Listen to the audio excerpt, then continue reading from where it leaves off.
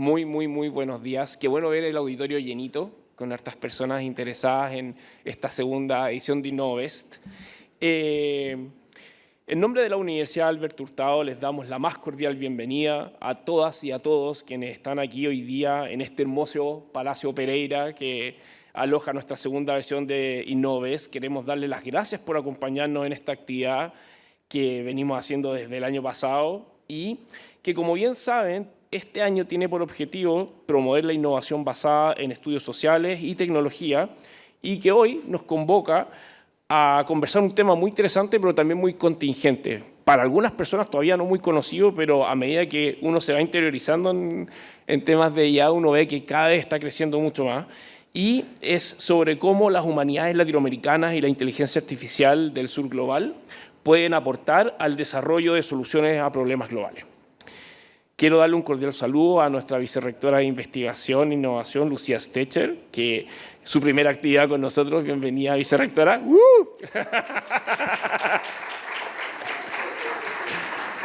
Sí, qué bueno que se pueda arrancar un ratito para estar aquí con nosotros. También, obviamente, a la directora de Innovación y Transferencia de la Universidad Alberto Hurtado, Carolina Sepúlveda.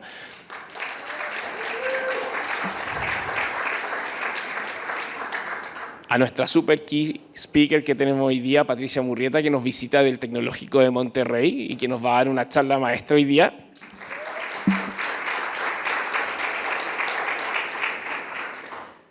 También recibimos con un aplauso a Gabriela Arriagada, que es académica de la Pontificia Universidad Católica y también investigadora del Centro Nacional de Inteligencia Artificial, CENIA.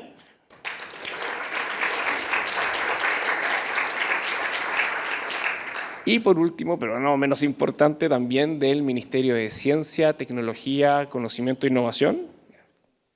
No es fácil. Ignacio Silva, también que nos acompaña, el jefe de tecnología. ¿Sí? ¿Silva? ¿Sí? ¿Viste?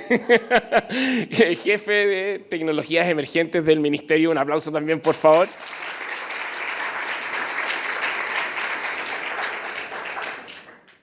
También gracias a ustedes, muy bienvenidos, qué rico que hayan podido venir. Veo que hay personas de distintas universidades, instituciones, obviamente también de nuestra alma mater aquí, de la universidad, así que contentísimo de que puedan haber venido acá a esta segunda edición de Innovest. Y para comenzar con la actividad, queremos invitar a nuestra vicerrectora de Investigación e Innovación, Lucía Stecher, para que pueda dar un saludo inicial en la inauguración de esta segunda versión de Innovest. Lucía. Un aplauso, por favor, para Lucía.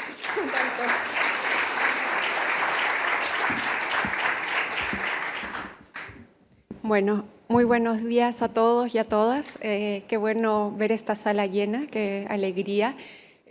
Muy buenos días a nuestra invitada a esta actividad, también a nuestros invitados representantes de CENIA y del Ministerio de Ciencia, a todos y todas las presentes. Efectivamente, es la primera vez mía en Innovest y es mi primera actividad también como vicerrectora de investigación, así que un momento importante. Y estoy muy contenta y muy agradecida también por esta actividad y quiero empezar agradeciendo a Carolina Sepúlveda y a todo su equipo por todo lo que han hecho para instalar la innovación en la universidad. La verdad es que una de las cosas que uno hace con un cargo así es aprender mucho y ver muchas dimensiones de la universidad que desde otros lugares se ven menos, y considero que es como muy notable, muy importante lo que están haciendo y realmente es un orgullo que sean parte también, ¿no? Que seamos parte de un equipo en la vicerrectoría. Y bueno, también quiero destacar la relevancia de la invitación que nos hacen a pensar sobre estos temas, ¿no? Pensar sobre las humanidades y la inteligencia artificial. Es fundamental pensar como que para la universidad las humanidades y las ciencias sociales son un lugar desde el que nace nuestro quehacer, nuestra investigación, nuestra docencia, y no podemos en este momento estar ajeno a los avances y a los desarrollos de la tecnología. Entonces, teniendo recientemente una facultad de ingeniería, teniendo la dirección de innovación, aparece la necesidad de ver nuestra época, ver las transformaciones de nuestra época, incorporando los avances y aportando desde lo que hacemos, desde lo que sabemos hacer, humanidades, ciencias sociales y otras disciplinas, para romper un poco estas falsas fronteras entre ciencia, tecnología y pensamiento humanista o investigación de ciencias sociales, ¿no? Conversábamos justamente con Patricia un poco esto, como que artificiosa esa división y esa supuesta oposición que incluso desaparece en el tema de los recursos, ¿no? A quienes les dan más recursos, quienes tienen más dinero. Y creo que la salida es pensar en conjunto también porque los problemas son muy acuciantes, los desafíos son muy grandes y como que darle la espalda a eso no tiene mucho sentido, ¿no? Las humanidades, voy a hablar un poco más disciplinariamente, han tenido muchas veces como una reacción de resistencia y temor, ¿no? Desde la aparición de la escritura, ¿no? Aparece como, no, la escritura va a terminar con el pensamiento, me parece como en Fedro, que dice Sócrates, ¿no? Cuando aparece la escritura, eso es una amenaza. Y siempre hemos tendido como a ver amenazas a nuestro quehacer y no termina la escritura, no termina el pensamiento, no termina la reflexión, felizmente. Tenemos mucho que aportar desde posibilidades de pensamiento crítico, pero también tenemos posibilidades de potenciar nuestro quehacer, de aliarnos e interactuar más con otras disciplinas, y creo que esa es una invitación muy importante y diría que ineludible, ¿no? O sea, para pensar nuestra contemporaneidad y los desafíos, tenemos mucho que aportar y mucho que aprender y mucho para interactuar y transformar. Entonces, bueno, como profes también nos pasa mucho que la inteligencia artificial nos plantea un desafío gigante con respecto a cómo y qué vamos a tener que enseñar, qué va a tener sentido, qué no, qué van a necesitar nuestros futuros y futuras egresadas. Entonces, hay mucho que reflexionar en este momento y en particular como la reflexión que se nos propone acá sobre la brecha de representación, sobre lo que el mundo va a aprender, va a conocer, va a discutir, lo que va a circular en términos de lo que somos, va a estar muy marcado por lo que finalmente se ha ido acumulando y subiendo a disposición de la inteligencia artificial en el norte, ¿no? Entonces, para personas que desde las humanidades nos hemos preocupado por el pensamiento latinoamericano, o por la escritura de mujeres latinoamericanas, en mi caso, por distintas como producciones que a lo largo del siglo XX nos hemos esforzado por visibilizar, reincorporar a las historias oficiales, de repente aparece efectivamente una amenaza de que vuelvan a aumentarse las brechas de representación.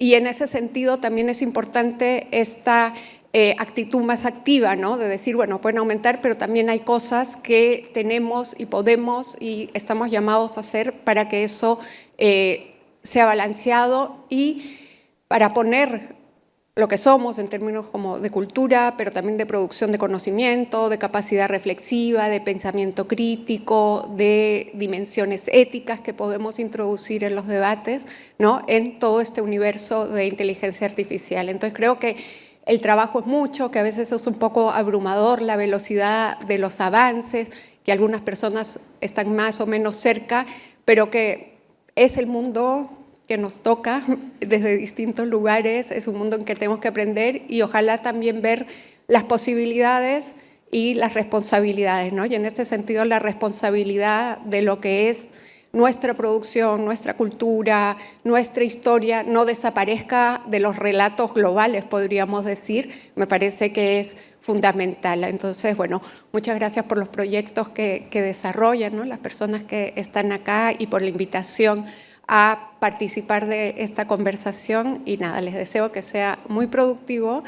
Yo desgraciadamente tengo que irme a una reunión, lo cual es como, no sé, muy fome, pero fome es aburrido en chileno, pero son las cosas que tocan. Veré la conferencia en su grabación, seguiremos conversando y muchas gracias a todas las personas que nos acompañan y espero que sea como muy productivo, seguramente va a haber mucho debate muy interesante y seguiremos conversando. Así que eso, muchas gracias.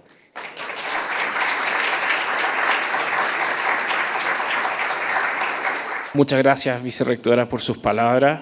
muy alineado con los temas que se van a conversar después, o sea, como que nos dio así un repaso así de las cosas que vamos a estar viendo después.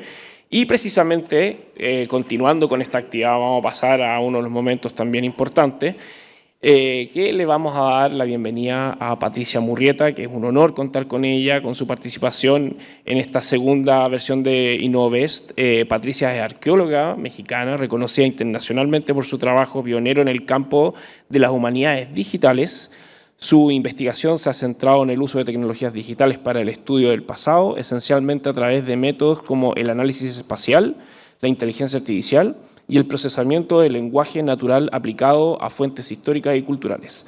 Ha liderado diversos proyectos interdisciplinarios en colaboración con instituciones en Europa, América Latina, Estados Unidos orientados a la visualización, preservación y también descolonización del conocimiento histórico.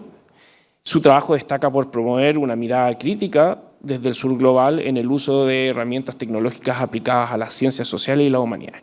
Hoy día, Patricia se desempeña como académica experta en humanidades digitales e inteligencia artificial del Tecnológico de Monterrey, pero aparte también, muy interesante, también dirige en esta misma institución el laboratorio Amok Sky Lab, un laboratorio interdisciplinario desarrollado que se dedica a la exploración crítica y creativa de la inteligencia artificial desde la humanidad. Es el primero en Latinoamérica, por lo que estuve investigando. Así que recibamos con un fuerte aplauso a nuestra key speaker, Patricia Murrieta, que nos acompaña hoy día.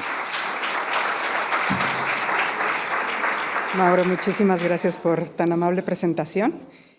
Voy nada más a poner esto, de que entremos al tema. Bueno, estamos. Muchas gracias.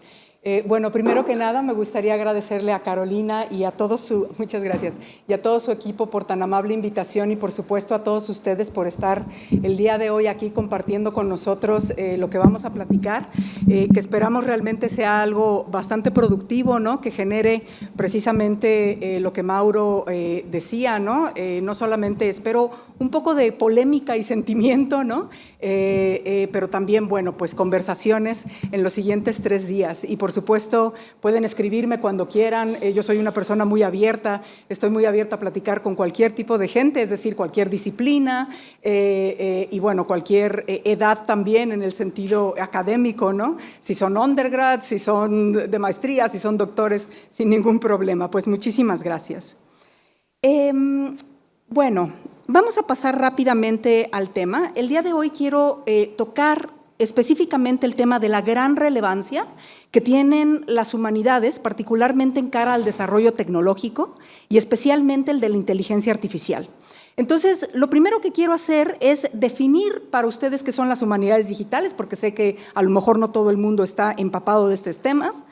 Les voy a dar unos ejemplos que me parecen de gran relevancia para que situemos el poder que tienen realmente las humanidades digitales para el bien común.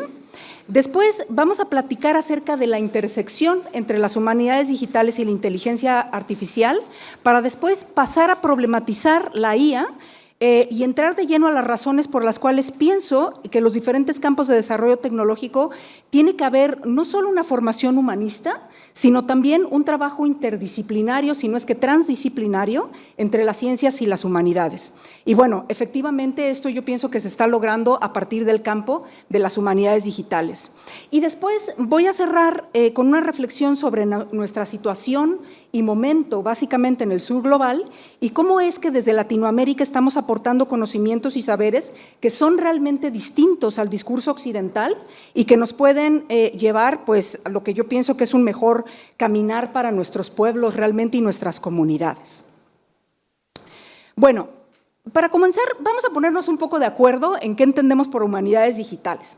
Las humanidades digitales o HD, como las van a ver aquí en el PowerPoint, son un campo interdisciplinario que está transformando profundamente la manera en la que hacemos investigación en las humanidades. Es decir, en este campo no solamente combinamos teorías, sino también métodos de las humanidades con disciplinas computacionales y esto normalmente tiene el objetivo de renovar la forma tradicional en la que se hace investigación tanto en las humanidades como en las ciencias. Históricamente este campo evoluciona, muchas personas lo piensan como un campo emergente, pero en realidad no, este campo empieza realmente desde 1940, ¿no? Pero evoluciona a partir de algo que se le llamaba la computación humanística, ¿no? Donde se usaban principalmente herramientas digitales para procesar y analizar datos, ¿no? Pero en el fondo, las humanidades digitales realmente buscan aplicar, crear y desarrollar métodos computacionales para abordar preguntas que han sido claves en las humanidades, pero definitivamente, bueno, pues va mucho más allá de lo técnico. Una parte esencial de las humanidades digitales, sobre todo el día de hoy, es realmente la postura crítica que existe frente a los mismos temas sociales, culturales y económicos que estudia, es decir, cuestiones de raza, de género, de poder, de colonialismo, de tecnología, pero también de justicia. Y este es realmente un enfoque crítico que nos exige no solo usar y crear herramientas computacionales, sino también cuestionarlas profundamente y problematizarlas. Por ejemplo, si usamos cosas como sistemas de información geográfica, es decir, si ustedes han utilizado en algún momento Google Earth o Google Maps, ¿no? Tenemos que pensar en las consecuencias que tiene el usar este tipo de tecnologías en nuestro pensamiento y en nuestra forma de ver el mundo. Y bueno, esta actitud crítica nos distingue realmente dentro de las humanidades digitales, es decir, no nos quedamos en lo técnico, sino que vamos más a fondo, básicamente cuestionando qué consideramos evidencia, cómo damos sentido, por ejemplo, a los datos con los que trabajamos y qué formas de conocimiento realmente estamos privilegiando. Ahora lo que quiero hacer es mostrarles rápidamente algunos ejemplos que yo pienso que ilustran un poco la diversidad, pero también el potencial que tienen las humanidades digitales. Y estos ejemplos yo pienso que nos ayudan un poco a ver cómo dentro de las humanidades se enfrentan retos enormes, ¿no? Desde el volumen inmenso, por ejemplo, de datos que existen en las colecciones de los archivos históricos, hasta cómo afrontar cuestiones, por ejemplo, de censura, ¿no? Y al mismo tiempo, cómo es que esta disciplina está abriendo toda una serie de caminos, ¿no? Hacia conocimiento mucho más accesible e inclusivo. Y bueno, espero además tener conversaciones súper interesantes con Gabriela y con todo el panel, ¿no? Precisamente acerca de esto. El primer proyecto que les quiero mostrar es un proyecto mío que se llama Desbloqueando el Archivo Colonial, Unlocking the Colonial Archive. Y este proyecto particularmente lo terminamos en 2023 y a partir de él, bueno, dimos continuidad a otra iniciativa llamada Las Flotas de la Nueva España, en la que estamos trabajando actualmente, ¿no? Pero bueno, no me voy a detener mucho en las flotas de la Nueva España, lo vamos a ver un poco, de hecho, mañana, si se quedan al taller. Pero bueno, por ahora ambos proyectos básicamente abordan un reto que nosotros pensamos que es enorme, ¿no? Que es el de acceder a la información que está dentro de millones de documentos coloniales del siglo XVI al XIX, escritos en los territorios de América Latina, tanto por españoles como por sus pueblos indígenas. Y bueno, solamente para darles una idea, ¿no? Estos documentos están escritos normalmente en tipos de caligrafía que son realmente difíciles de descifrar, es decir, uno se tiene que volver paleógrafo, a pesar de que estén en español, ¿no? Son diferentes tipos de español, como ustedes probablemente bien saben, el español ha evolucionado a través de los años, y en el caso, por ejemplo, de México, pero también otros países de América Latina, tenemos el reto de que muchos de estos documentos están empapados, por ejemplo, en el caso de México, con 68 fuentes, 68 lenguas indígenas distintas, ¿no? Entonces, bueno, tenemos córpora que combina latín, español, náhuatl, latín, español, mixteca, ¿no? Etcétera, etcétera, ¿no?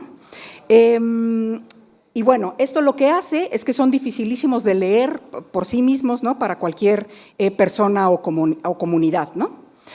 Entonces, lo que nosotros hemos hecho particularmente en este proyecto ha sido utilizar una serie de técnicas de aprendizaje automático por computadora, que se le llama Machine Learning en inglés, usando modelos de reconocimiento de texto manuscrito que están entrenados precisamente con estos documentos, ¿no? Y bueno, con esto lo que estamos logrando es poder realizar la transcripción automática a partir de la digitalización de estos documentos de millones y millones de fuentes históricas. Mañana vamos a ver un poco más de este tema, ¿no? Pero si ustedes lo piensan, existen por lo menos 3 siglos de datos reales en nuestros archivos históricos que se encuentran bloqueados, por así decirlo, dentro de los archivos coloniales, donde solamente una pequeña gota, ¿no?, de estos documentos ha sido transcrita, por lo tanto estudiada. Con esto nosotros además estamos revolucionando la forma en la que estamos viendo, o en la que hemos visto tradicionalmente la historia de Latinoamérica. La historia de México, por ejemplo, se ha escrito mucho a partir de las fuentes españolas, con muy pocas fuentes indígenas, ¿no? Ahora, no quiero obviamente minimizar el trabajo de grandes historiadores, ¿no?, que han trabajado en los últimos 20 años o 30 ahora, ¿no?, en la decolonización básicamente de nuestra historia, donde por supuesto también ahora se están integrando muchas de las fuentes indígenas que tenemos en nuestro archivo, pero la gran mayoría, ¿no?, de este archivo pues está todavía, ¿no?, bloqueado en este sentido, porque bueno, necesitamos grandes recursos para volvernos paleógrafos, para hacer las transcripciones, etcétera, etcétera, ¿no? Y con este proyecto, a partir de la inteligencia artificial, una de las cosas que estamos logrando es precisamente la transcripción automática ahora de millones de documentos históricos como tal. Y bueno, como les decía, ¿no?, ustedes se preguntarán por qué es importante. Bueno, pues solamente para darles rápidamente una idea, en el Archivo General de la Nación de México tenemos 58 kilómetros lineares de documentos históricos. Déjenme repetirles esto, 58 kilómetros lineares de documentos históricos, ¿no? Y como les decía antes, bueno, pues esto solamente es una pequeña gota, ¿no?, de lo que existe además también en Latinoamérica. Y bueno, un paso clave, ¿no?, que estamos dando también justo ahora con la Universidad Nacional Autónoma de México es crear estos modelos también de Handwritten Text Recognition, de reconocimiento de texto manuscrito para lenguas indígenas como el náhuatl. Como ustedes saben, ¿no?, esta fue la lengua franca en Mesoamérica, ¿no?, y sigue muy viva hoy en día, y esto responde, bueno, pues a uno de los grandes problemas que vemos hoy en día, y que es que las herramientas digitales, ¿no?, y que ya apuntaron un poco antes acerca de esto, ¿no?, están pensadas y basadas en, primero, idiomas occidentales, ¿no?, por supuesto, en ideas y cosmovisiones del norte global, por lo cual, bueno, pues deja muchísimo fuera todo el conocimiento que nosotros tenemos en Latinoamérica. Y bueno, gran parte de nuestro trabajo se enfoca precisamente en que estas herramientas estén, disponibles y sean fáciles también de usar para que puedan servir a más personas, ¿no? Y también, bueno, después si quieren podemos platicar de nuestro trabajo con comunidades indígenas también en México. Un segundo ejemplo que les quiero mostrar es un proyecto maravilloso que se llama Enslave.org y que busca documentar y reconstruir las vidas de aquellas personas que fueron realmente víctimas del mercado del esclavismo transatlántico, ¿no? Y lo que ha hecho este proyecto, ¿no?, ha sido realmente funcionar como un centro de descubrimiento, compilando y creando datos de manera que son buscables, ¿no?, accesibles, a través de bases de datos con algo que se llama Link Open Data, con datos abiertos. Y han creado también toda una serie de conexiones e historias que nos están realmente permitiendo entender de mucho mejor manera pues la magnitud del genocidio, ¿no?, y el desastre humano que ha sido el esclavismo, ¿no? Ahora, como ustedes saben, este proyecto es un proyecto que viene de Estados Unidos, ¿no? Y más bien, como ustedes saben, bueno, pues ahorita Estados Unidos está atravesando por una etapa en la que su gobierno actual está probando ser una verdadera afrenta, ¿no?, a la libertad de expresión, y que está poniendo en peligro no solamente el desarrollo intelectual de sus científicos y humanistas, sino que también todo lo que ya se ha creado en términos de conocimiento que confrontan las narrativas blancas, patriarcales y colonialistas, se está tratando de bloquear, ¿no? Bueno, ya podemos platicar más adelante también de todas las problemáticas que esto tiene para Estados Unidos, pero bueno, solamente para darles un pequeño ejemplo de lo que está pasando allá, nos han preguntado una serie de laboratorios en México si nosotros podríamos sostener sus datos, si nosotros podríamos pasar sus fuentes de información, por ejemplo, sus bases de datos de diversidad biológica, porque por el simple hecho de tener el título de diversidad dentro de la base de datos, se han borrado muchísimos assets, ¿no?, dentro de sus centros de datos. Y bueno, esta es otra de las razones por las cuales el pensamiento crítico que se desarrolla normalmente en los campos de las humanidades es realmente tan fundamental, ¿no?, para poder seguir avanzando hacia sociedades que son equitativas, ¿no?, justas y por supuesto también comunales. Y bueno, pasando también a un ejemplo de datos actuales, les quiero platicar sobre acceso a la información y cómo se resiste, por ejemplo, en el espacio digital a la censura el día de hoy, ¿no? Un proyecto que a mí me parece increíble en este sentido es The Uncensored Library, o la biblioteca no censurada.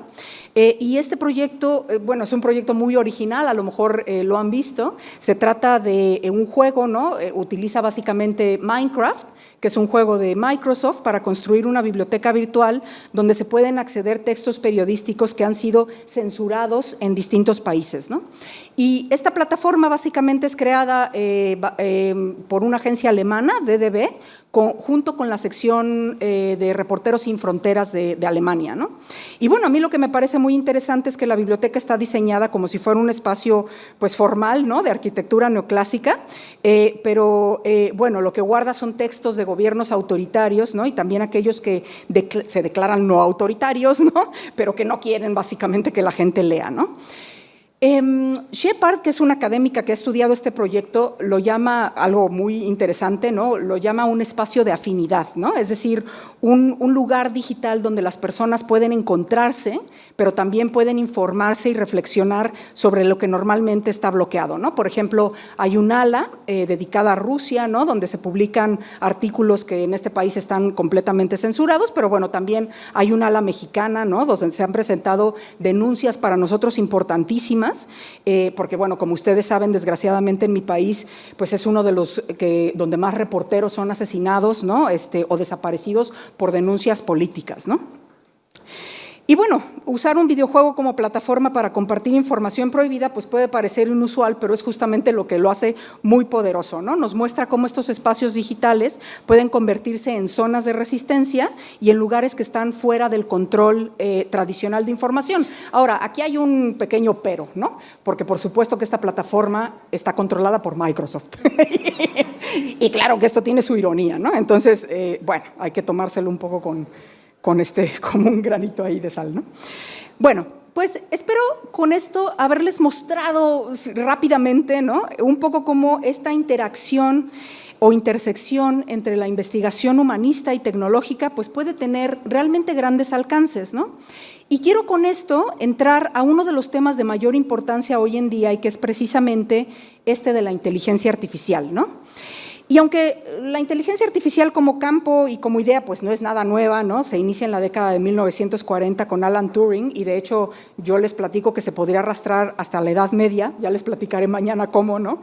El campo realmente yo pienso que empieza a figurar mucho más, ¿no? En el imaginario popular con la emergencia de lo que llamamos inteligencia artificial generativa, o sea, lo que ustedes ahora conocen como ChatGPT, Copilot, etcétera, etcétera, ¿no? Y vamos a ver también en el tercer día del taller pues la historia de la inteligencia artificial. Ahí vamos a profundizar un poco más en el taller cómo funciona exactamente la inteligencia artificial generativa, qué es lo que hace, etcétera, etcétera, ¿no? Pero para el propósito de ahorita, yo pienso que nos va a bastar decir que la inteligencia artificial generativa, bueno, se refiere principalmente a los grandes modelos de lenguaje, ¿no? Que están pues basados en una nueva arquitectura que también vamos a ver el tercer día, llamada Transformers, y que nos ha permitido sobrepasar pues muchas de las restricciones de los modelos tradicionales de machine learning, lo cual, bueno, pues incluye el análisis y el procesamiento de texto, básicamente a niveles ahora sin precedentes. Bueno, yo voy a decir rápidamente, ¿no? Que el impacto de esta tecnología ha sido enorme. Ya no estamos hablando solo de una clasificación o detección de temas, ¿no? Sino también de generar texto, resumir, traducir, responder a preguntas, ¿no? E incluso analizar imágenes o escribir código, ¿no? Y todo esto desde un mismo modelo base, ¿no? Y claro, esto también ha tenido un efecto directo con las humanidades, ¿no? Nos ha abierto nuevas posibilidades de investigación, pero también nos ha obligado a hacer una serie de preguntas muy serias sobre los tipos de conocimientos que estos modelos producen, también, por supuesto, sobre sus sesgos y sobre cómo están transformando la manera en la que pensamos, enseñamos y, por supuesto, también escribimos, ¿no? Pero antes de pasar a problematizar la inteligencia artificial, lo que me gustaría hacer es platicar un poco acerca de las oportunidades que nos presentan, ¿no? Es un poco como ponerles un curita y luego sacárselos. Bueno, pensemos en esto. Nunca hemos tenido acceso a tanta información como hoy en día, ¿no? Estamos creando, como decíamos anteriormente, archivos digitales, bibliotecas virtuales y bases de datos gigantescas. El problema que tenemos hoy en día, ustedes que serán voy a revelar mi edad, ¿no? Tan viejitos como yo, todavía iban a la biblioteca donde sacaban su ficherito, ¿no? Y juntábamos nuestra bibliografía para hacer nuestra tesis, ¿no? Hoy en día tenemos a nuestra disposición millones de documentos, ¿no? Y hay tanto material que ya es realmente imposible que una persona o incluso un equipo completo lo revise todo manualmente, ¿no? Porque claro, ahora no solo accedemos a la información de nuestro país o de nuestro ámbito, de nuestra disciplina, sino a todo lo que existe en todo el mundo conocido dentro del norte global, ¿no? Pero bueno, con el apoyo de modelos de Machine Learning podemos realmente analizar y visualizar grandes volúmenes de datos culturales de formas que antes realmente pues nos eran imposibles.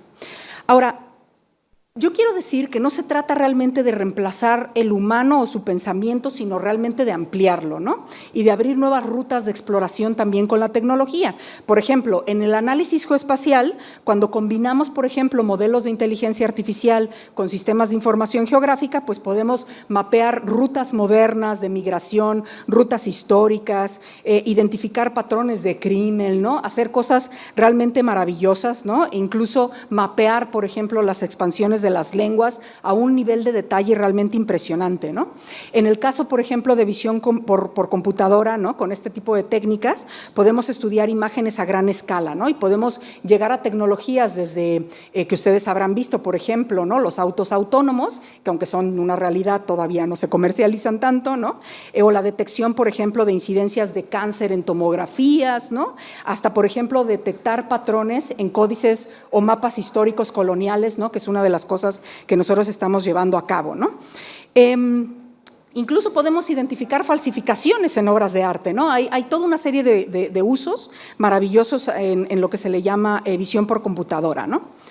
Bueno, entonces, algo que antes requería años de trabajo manual, pues se puede hacer ahora en cuestión de horas, ¿no? Y hay un punto aquí clave, ¿no? Que la democratización, por ejemplo, del conocimiento se puede lograr, como vimos en el proyecto, ¿no? De Unlocking the Colonial Archive, donde nos permite esto, ¿no? Hacer la transcripción de miles de documentos y hacerlos accesibles, ¿no? A toda una serie de públicos, ¿no? Que antes no era posible. Pero claro, no todo lo que brilla es oro, ¿no? Así como la inteligencia artificial nos abre muchas puertas, también nos plantea riesgos profundos que no podemos ignorar. En las humanidades digitales, esto se ha vuelto realmente un tema central, ¿no? De reflexión crítica. Y aquí quiero darles pues solamente unos breves puntos, ¿no? para que pensemos acerca de ello, ¿no?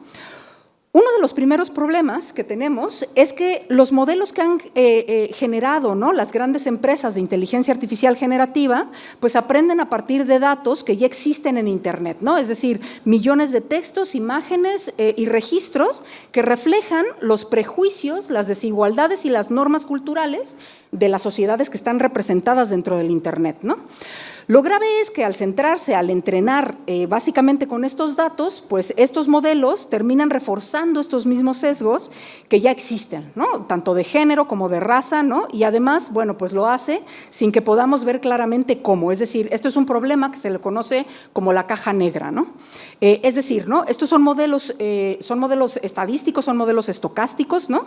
Que tienen tantas variables que nos es imposible saber exactamente cómo toma decisiones, ¿no? Y esto dificulta mucho pedirle cuentas, ¿no? o tratar de garantizar la transparencia, ¿no? Dentro de estos modelos. Hay todo un campo que se está dedicando a esto que se llama Explainable AI, pero bueno, ¿no? En temas de cómo avanza, ¿no? Es realmente muy poco a temas de cómo está avanzando en realidad el uso de la inteligencia artificial generativa, ¿no?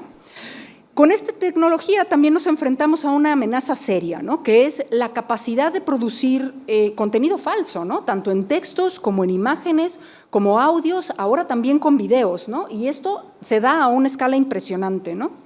Y bueno, lo que produce esto es la erosión realmente de la confianza en la información pública y también facilita la manipulación del discurso social, ¿no? O sea, ya no solo se trata de noticias falsas, sino que también nos estamos enfrentando a una distorsión profunda de lo que es el espacio digital como tal. Ahora, Otro problema que a mí también me parece muy grave, ¿no?, es la tentación de creer que la inteligencia artificial puede arreglarlo todo. Y me refiero precisamente a esta idea, ¿no?, de que los grandes tecnócratas además les encanta pedalear, ¿no?, que es que con suficientes datos y algoritmos vamos a poder solucionar problemas complejos, ¿no?, como la pobreza, la exclusión o el racismo. Pero esto yo pienso que es muy peligroso, ¿no?, porque nos aleja de pensar políticamente, es decir, nos deja esperando una solución mágica, ¿no?, en lugar de realmente enfrentar las causas estructurales que provocan realmente estos problemas. Y bueno, aunado a esto, hay un tema gravísimo que no siempre se discute y que es ¿quién está desarrollando estos sistemas?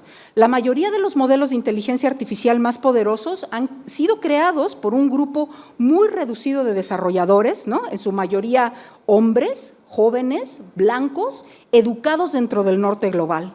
Y esto concentra el poder en pocas manos y genera lo que se le ha llamado el colonialismo algorítmico, que es básicamente una nueva forma de colonización donde las decisiones críticas que toma Silicon Valley afectan directamente a comunidades en todo el mundo sin que estas comunidades tengan voz ni voto, ¿no?, ni agencia dentro de estas decisiones.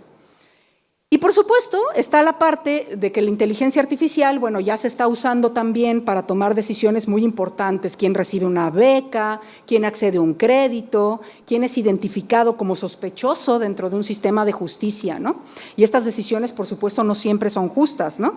Hay muchos ejemplos, particularmente en Estados Unidos, donde los algoritmos han discriminado sistemáticamente personas negras, ¿no?, de color o migrantes, ¿no?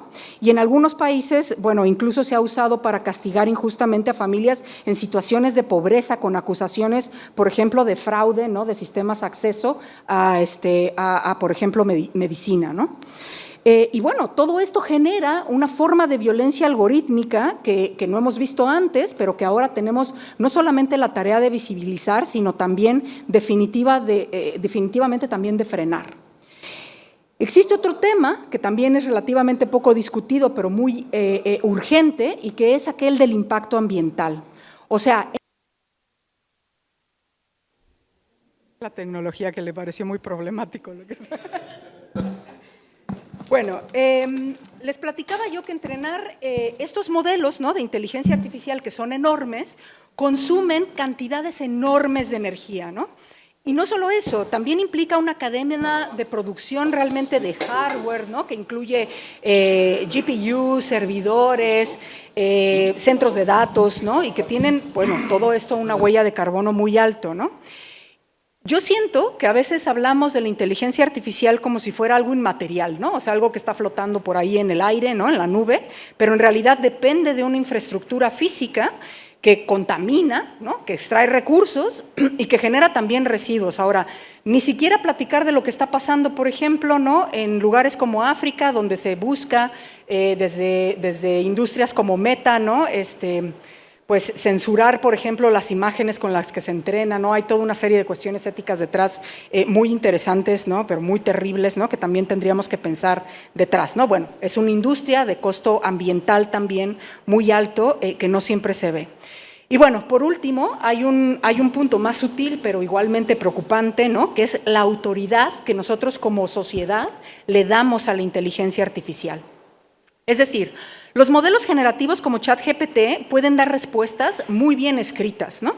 Pueden dar respuestas muy convincentes, pero esto no quiere decir realmente que entiendan, ¿no? O sea, no tienen conciencia, no tienen juicio, no tienen realmente experiencia del mundo, ¿no? Imitan, lo que hacen es realmente imitar, ¿no?, la forma del lenguaje humano, pero no su contenido profundo, ¿no? Y esto nos puede llevar a dejar de pensar críticamente, ¿no? En el tercer día del taller les voy a mostrar una serie de ejemplos de esto, cómo sucede, ¿no?, y que son muy interesantes, ¿no? Y nos lleva a aceptar como verdadero algo que simplemente suena bien porque está bien escrito, ¿no? Incluso puede erosionar la capacidad humana de reflexionar, de dudar y de tener un pensamiento propio. Ya hay, de hecho, una serie de estudios que se han estado haciendo en los últimos meses acerca de cómo el over-reliance, el estar constantemente, ¿no?, manejándose con ChatGPT puede erosionar el pensamiento crítico. Entonces, bueno, problematizar la inteligencia artificial, lo que quiero decir con esto, no es estar en contra de la tecnología, es reconocer que estas herramientas no son neutrales, que están hechas por personas con intereses, con sesgos y que tienen consecuencias materiales reales, ¿no? Entonces, si queremos que la inteligencia artificial tome parte de un futuro justo, pues necesitamos también imaginar futuros tecnológicos diferentes, es decir, abiertos, diversos y también responsables.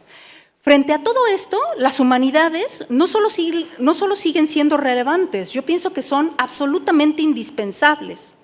Lo primero que tenemos que hacer es dejar atrás esta idea que muchos gobiernos, instituciones educativas e incluso organismos de fondeo han pedaleado, que es que las humanidades y las ciencias son mundos separados. Esta división es la división que se le llama el problema de las dos culturas y que realmente es un invento moderno. Si miramos más atrás, sabemos que las ciencias nacen de la filosofía y se alimentan profundamente de la filosofía, y las ciencias alimentan también a las humanidades. Desde las humanidades tenemos una gran ventaja. Formamos fuertemente en pensamiento crítico, ¿no? Ahora, no estoy diciendo que nuestros colegas en ciencias no tengan pensamiento crítico, por supuesto que lo tienen, ¿no? A lo que me refiero es que en las humanidades formamos un pensamiento crítico que analiza las problemáticas desde un punto de vista social y por lo tanto tenemos fuertes herramientas para enfrentarnos e imaginarnos consecuencias y futuros alternativos. La literatura, en su género, por ejemplo, de la ciencia y ficción, es un vivo testimonio de ello, ¿no?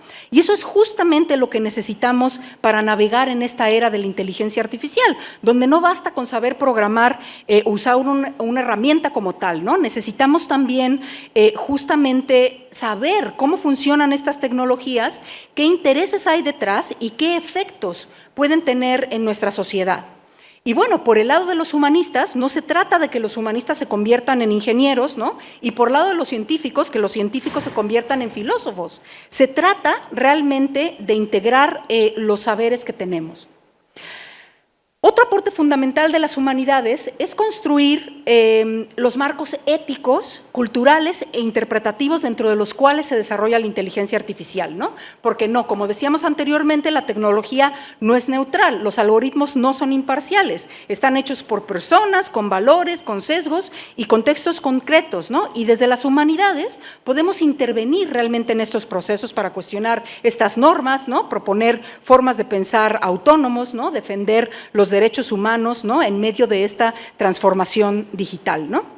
Y la IA, hay una cosa que es muy importante, ¿no? Y es que tiende a convertirnos, a nosotros los seres humanos, en objetos predecibles, ¿no? En patrones de datos, ¿no? Pero las humanidades realmente nos recuerdan que somos muchísimo más que esto, que el conocimiento sobre uno mismo no puede ser reducido a una fórmula, que la reflexión, la interpretación y el diálogo interior, todo esto que forma parte del ser humano, no puede ser automatizado.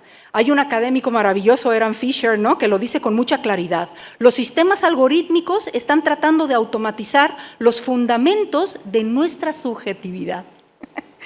Y las humanidades tienen que resistir todo esto, ¿no? Reivindicar que el conocimiento sobre el yo necesita personas reales, de experiencias vividas y de lenguaje crítico, pues es realmente fundamental. Y más allá de los marcos individuales, también hay que pensar la ética de la inteligencia artificial como una teoría crítica. Como dice Rosalie Wellen, no solo se trata de portarse bien, ¿no? Con la tecnología, sino que se trata de proteger realmente la autonomía humana, la capacidad de juzgar, de tomar decisiones, de construir nuestra historia propia, ¿no? Es decir, cuando la inteligencia artificial nos reemplaza en estas decisiones o nos hace desaprender habilidades, y bueno, esto del desaprender no solamente se da con la inteligencia artificial. Si ustedes utilizan normalmente un GPS para navegar, muy probablemente recordarán cómo ahora ya no saben navegar sin él, ¿no? Y bueno, muchas veces la tecnología hace esto, ¿no? Pero particularmente con la inteligencia artificial que nos hace desaprender estas habilidades, ¿no? Están atentando contra la autonomía humana, ¿no? Por esto se necesita una ética colectiva que junte humanistas, tecnólogos, legisladores y comunidades para diseñar pues, realmente esto, ¿no? Un futuro más justo.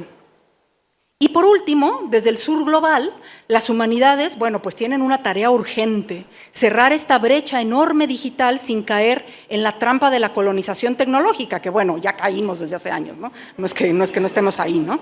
Pero bueno, esto lo que implica es generar espacios para el debate, ¿no? Para la apropiación crítica de tecnologías digitales, pero también para la creación de nuevas tecnologías. Es decir, no solo se trata de acceder a las herramientas, sino de decidir cómo queremos usarlas, desde dónde y para qué.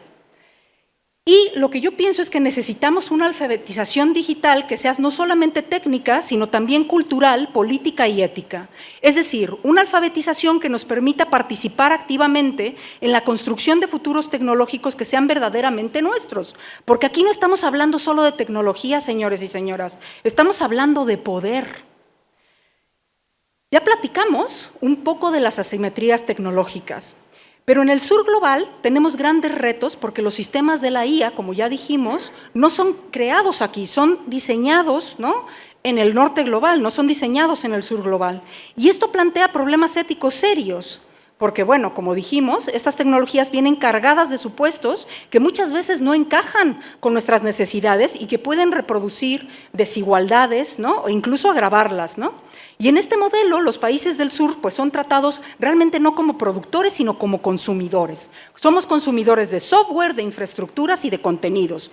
Y todos estos contenidos, software e infraestructuras son diseñados con otros valores, con lenguajes, con otras propiedades, ¿no?, y con otras prioridades también, ¿no? Y esto suma realmente una brecha enorme de infraestructura y de formación técnica. Entonces, ¿cómo podemos nosotros proponer desde nuestros propios espacios? Yo pienso que hay dos conceptos fundamentales que desde Latinoamérica podemos utilizar realmente como hilos conductores. Y estas epistemologías pueden guiarnos hacia una tecnología no solamente más justa y más humana, sino verdaderamente descolonial. Lo primero sería reflexionar cómo en América Latina, en lo que la comunidad guna ha llamado Abya Yala, tenemos formas de pensar distintas, profundamente arraigadas a la historia, a la tierra y a la colectividad. Abya Yala es un término del idioma guna, que es un pueblo originario de Colombia y Panamá, que fue propuesto y aprobado hace 50 años por el Consejo Mundial de los Pueblos Indígenas y que se utiliza para referirse al continente en vez de la palabra América. En México Central, por ejemplo, nosotros tenemos otra palabra para referirnos a esto, que le llamamos anáhuac o semanáhuac. Y bueno, hay equivalentes todo a través de Latinoamérica. Y básicamente este concepto lo que busca es restablecer nuestro entendimiento de nuestro propio territorio, posicionando al centro los saberes y los conocimientos de los pueblos originarios. Pero esto no solamente es un concepto, es una afirmación de soberanía, es una forma de reclamar nuestra historia, nuestras lenguas y nuestros saberes en contra de las narrativas de la superioridad occidental. Y en este contexto es una invitación a preguntarnos ¿para qué queremos la inteligencia artificial? ¿A quién beneficia? ¿Y cómo podemos utilizarla realmente a favor del bien común? Y aquí entra otro concepto que me parece fundamental, que también viene de Latinoamérica y que es muy, muy importante, aquel del buen vivir. El buen vivir viene de las filosofías indígenas y plantea también una crítica profunda al modelo del desarrollo occidental. En lugar de buscar el crecimiento económico a cualquier costo, propone el equilibrio entre seres humanos, con la naturaleza y dentro de nuestras comunidades. Es decir, este es un enfoque relacional, contextual, histórico y profundamente ético. Ahora, ustedes pueden estar pensando, lo que me está diciendo esta mujer es una contradicción, ¿no? Pero en realidad no. Las matemáticas son matemáticas en el área maya aquí y en China. Es decir, los algoritmos pueden ser creados de igual manera en cualquier lugar, pero aquí la idea es aplicando a la tecnología, donde implica pensar en sistemas que sean de nosotros, es decir, que no destruyan ecosistemas, que no exploten personas, ¿no?, y que no borren las formas distintas, aquellas que son la vida hegemónica.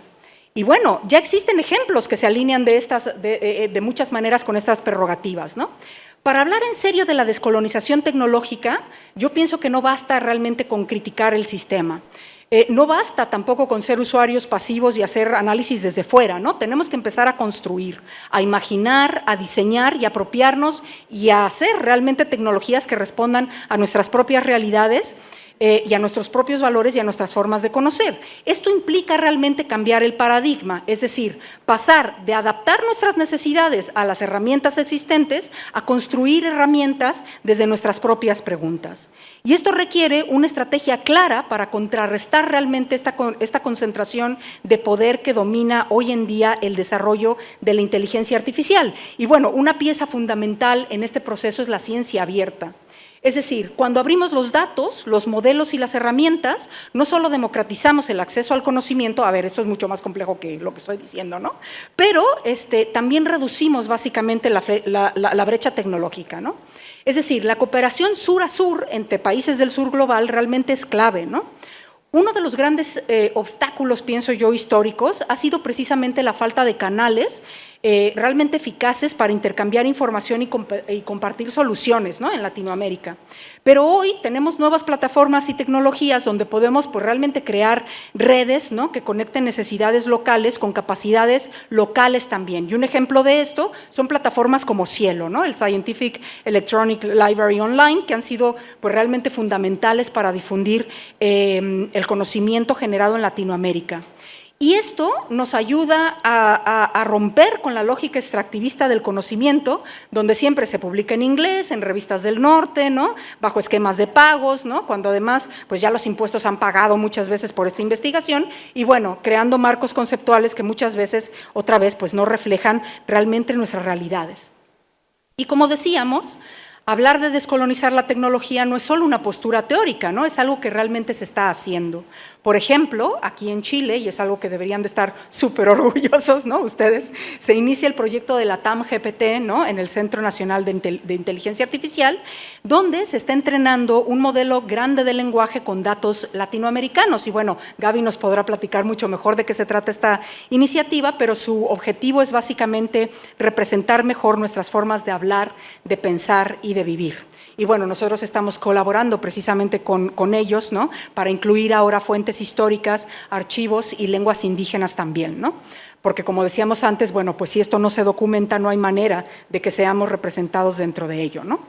Y bueno, y en paralelo estamos construyendo el Amoxcay Lab en México, que es una infraestructura basada en inteligencia artificial que reúne herramientas de software que mi equipo de investigación está construyendo y bueno, tiene componentes de procesamiento del lenguaje natural, visión por computadora, transcripción de documentos históricos, lingüística de corpus, etcétera, etcétera. Y todo esto, la idea es que esté al servicio de la exploración de fuentes históricas en toda Latinoamérica, particularmente indígenas y españolas, ¿no? Y bueno, las herramientas que nosotros generamos sirven también para muchos aspectos en humanidades, no solo historia, ¿no? Y la idea aquí realmente es crear, ¿no?, una red internacional, ¿no? Es decir, algo que nos emociona mucho es precisamente nuestra colaboración con la Universidad Alberto Hurtado, donde vamos a establecer laboratorios gemelos de inteligencia artificial para humanidades, ¿no? Y la idea es precisamente crear redes interconectadas de laboratorios que puedan compartir herramientas, ¿no?, saberes y estrategias, porque bueno, también necesitamos soberanía tecnológica, ¿no? Necesitamos infraestructura en la región y no podemos, bueno, pues depender siempre del norte global, ¿no? Es decir, necesitamos invertir en computación que sea local, que respete nuestras leyes, que respete nuestros datos, ¿no?, y nuestras propiedades, ¿no?, y nuestras prioridades como tal, ¿no? Es decir, caminar hacia la autonomía digital. Bueno, pues hemos hablado de las humanidades digitales como una forma crítica de pensar y hacer tecnología.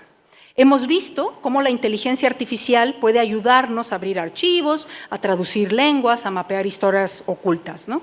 Pero también hemos visto sus riesgos, sesgos, vigilancia, extractivismo, contaminación, colonialidad, desigualdad. Lo que está en juego no es solo el futuro de la tecnología, es el futuro del conocimiento, de la autonomía cultural, de lo que entendemos como justicia. Y por eso desde las humanidades tenemos muchísimo que aportar: pensamiento crítico, memoria histórica, imaginación ética y sobre todo la capacidad de preguntarnos para quién y para qué estamos creando estas tecnologías.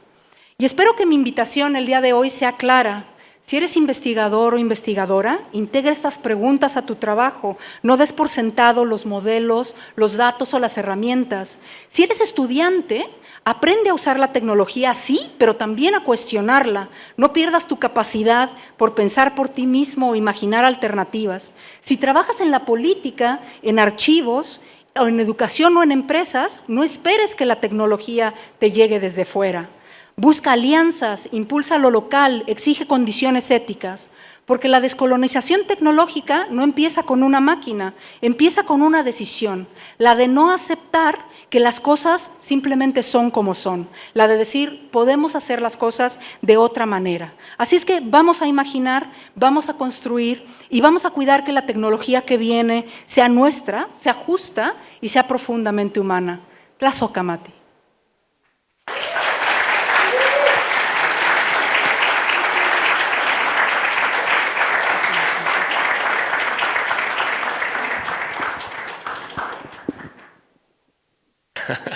¿Cómo cambió el actor el micrófono?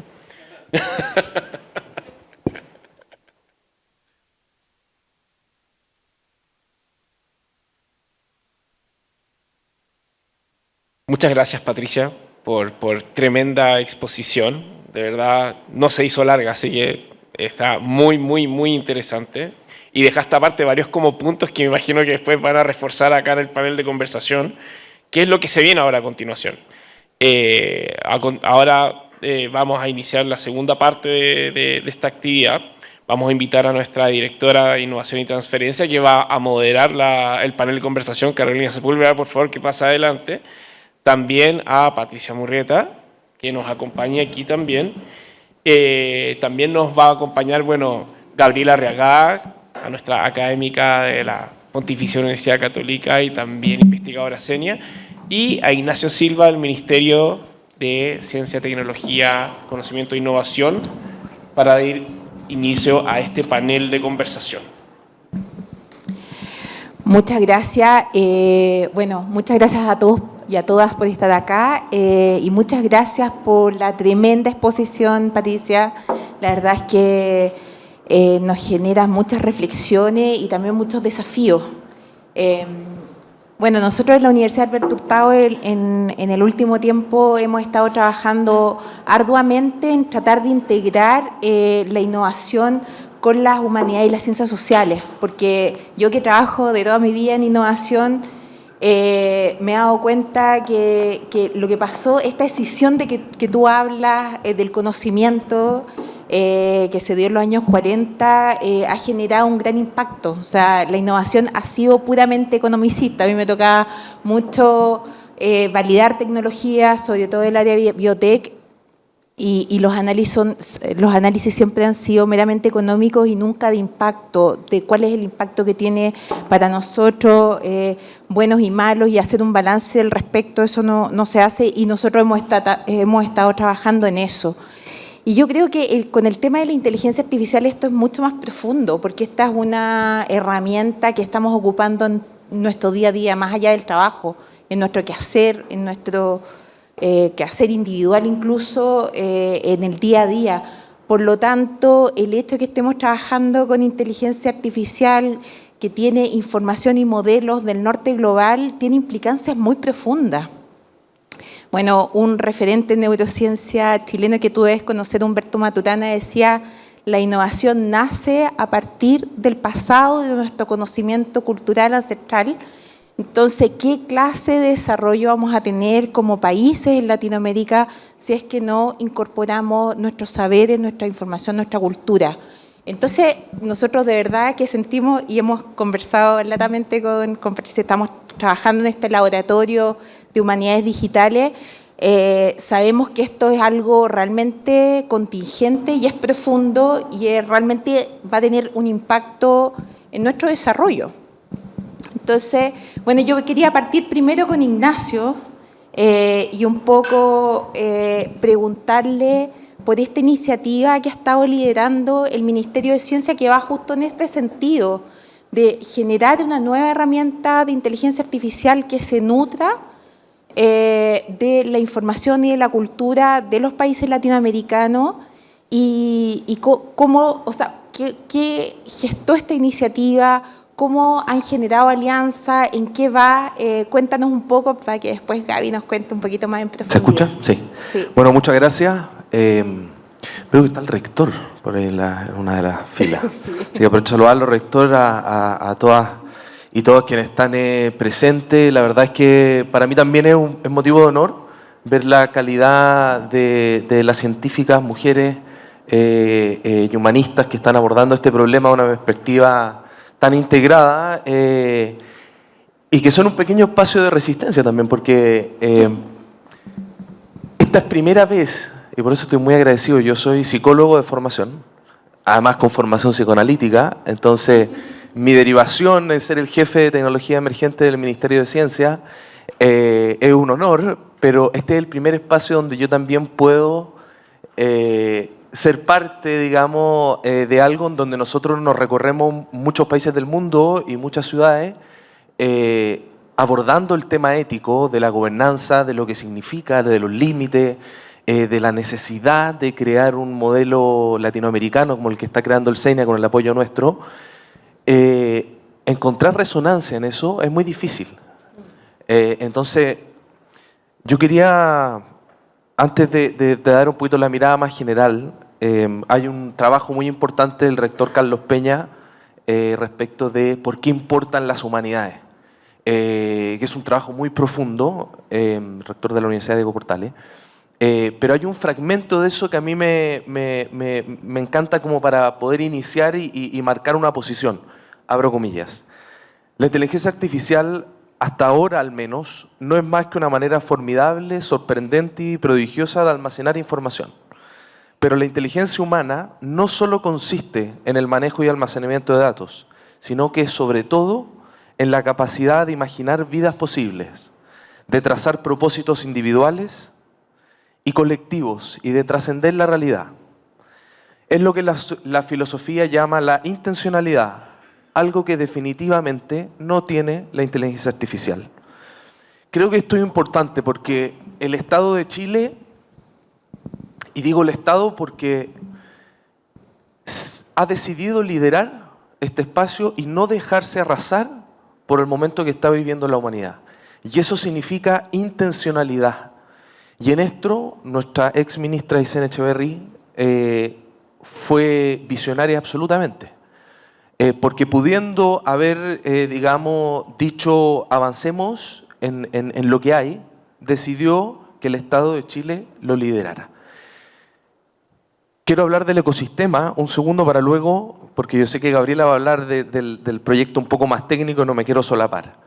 El Estado de Chile hizo una política de inteligencia artificial en el gobierno anterior. Este gobierno la actualiza sobre todo en el capítulo de gobernanza y ética.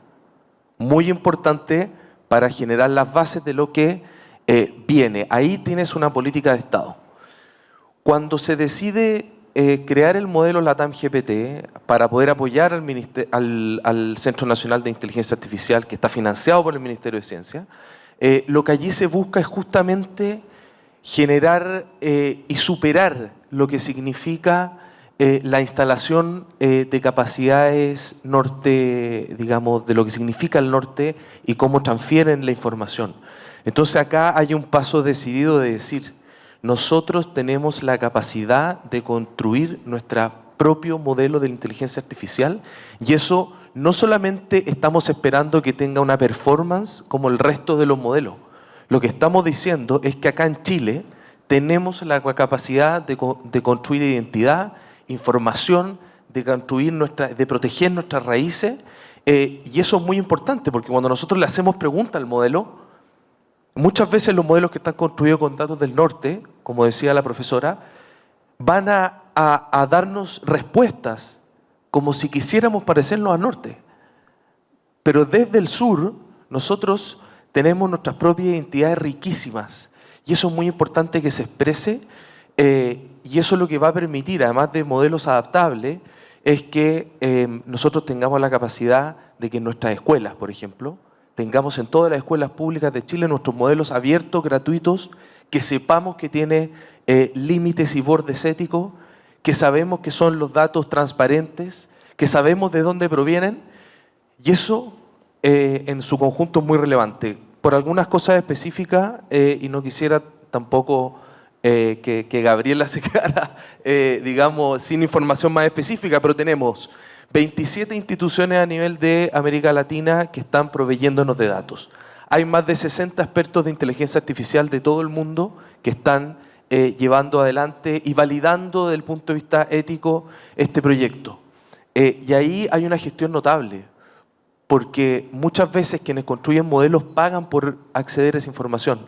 Acá ha habido una diplomacia de primer nivel para no pagar ni un peso y comprender que esto es un modelo que desde una perspectiva latinoamericana tiene que integrar el conocimiento.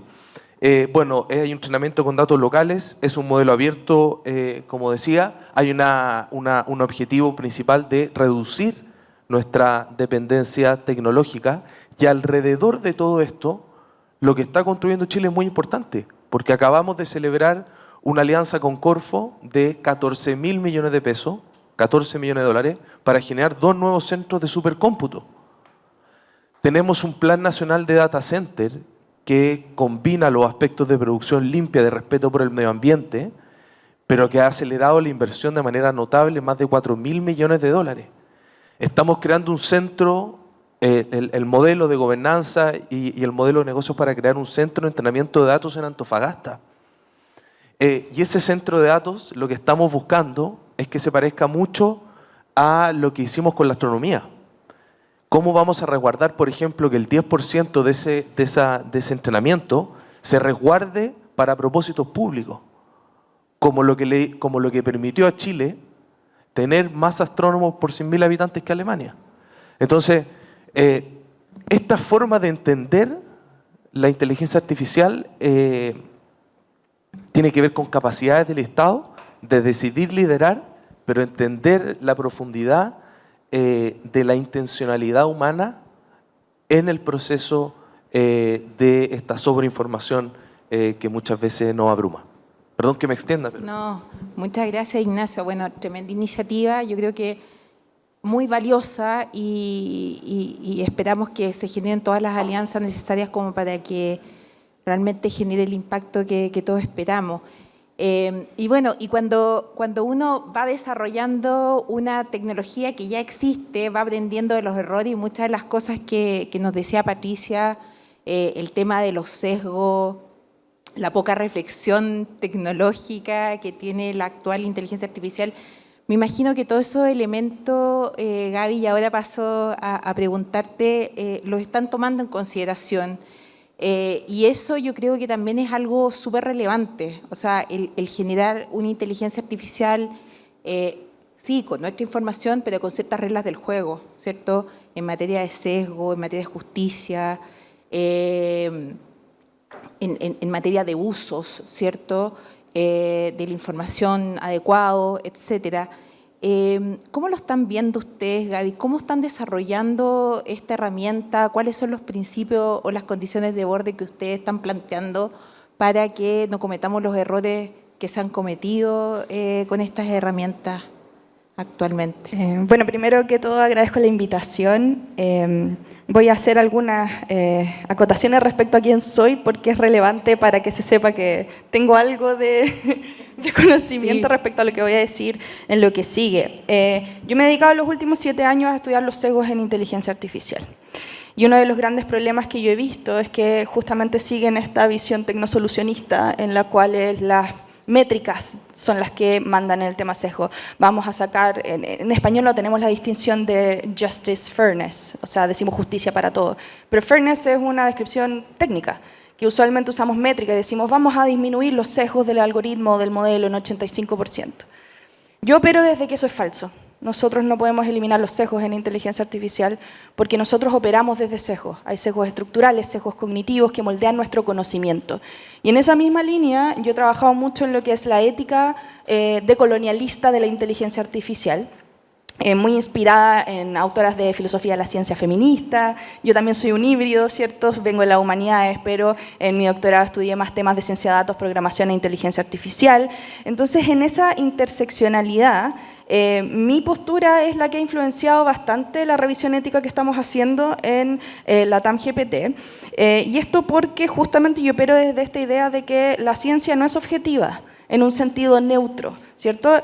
La ciencia es un conocimiento situado. Y una de las grandes falencias que tenemos desde esta visión decolonialista es que nosotros muchas veces se piensa, bueno, tengamos datos más diversos, tratemos de diversificar esto con datos sintéticos, saquemos por aquí, por allá, pero en realidad, y en uno de mis últimos artículos donde yo he trabajado este concepto, yo propongo que la decolonización de la ética de la inteligencia artificial implica abordar de manera estructural las formas en que la tecnología reproduce desigualdades históricas, y esto, a su vez, tiene que ver con un imperativo de incorporar epistemologías del sur global.